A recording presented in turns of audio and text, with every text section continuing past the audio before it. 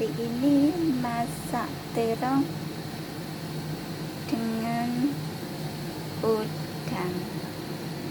Udangnya ditumbuk-tumbuk, habis udangnya ditumbuk diminset, dibumbuin, kasih apa, kasih kaifanda, roiko boleh, terus sedikit merica, sedikit garam. Habis itu dicampur, nggak usah dikasih tepung ya, karena mincet udang itu hasilnya udah kenyal sekali.